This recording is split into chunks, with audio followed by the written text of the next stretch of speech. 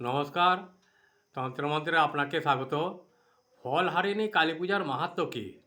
দেবী কালিকার যে বিশেষ পূজাগুলি বিশেষভাবে প্রচলিত তার মধ্যে জ্যৈষ্ঠ মাসের অমাবস্যা তিথিতে ফলহারিণী কালী পূজাও যথেষ্ট জনপ্রিয়।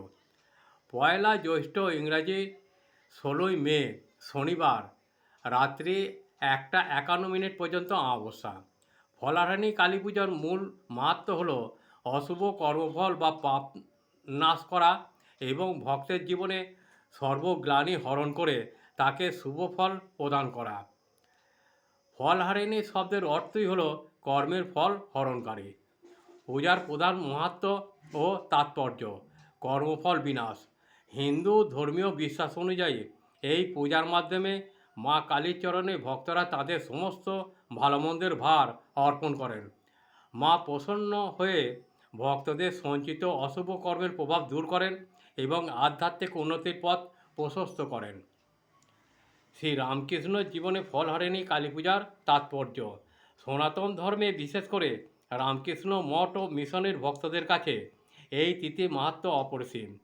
১৮৭৩ সালে এই বিশেষ তিথিতে শ্রী রামকৃষ্ণ তাঁর সাধনার সমস্ত সিদ্ধি ও পুণ্যফল শ্রী শ্রী মা সারদা দেবীকে সমর্পণ করে তাকে সরস্বতী বা সাক্ষাৎ জগৎমাতা রূপে পূজা করেন।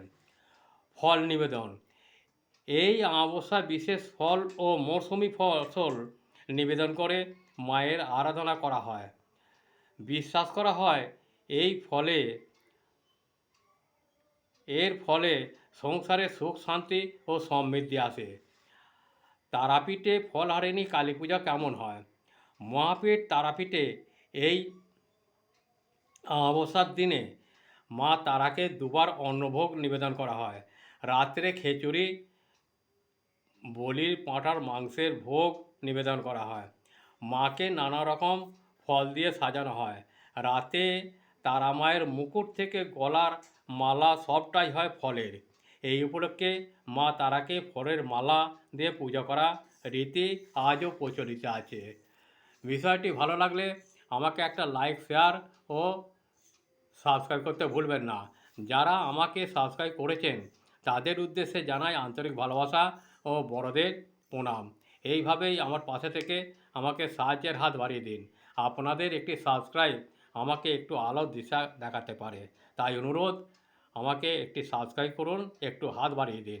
শেষে বলি, মা তারা, ঠাকুর রামকৃষ্ণ, মা সারদা সকলকে ভালো রাখুন, সুস্থ রাখুন ও সকলের মঙ্গল করুন। নমস্কার, ভালো থাকবেন, ভালো রাখবেন।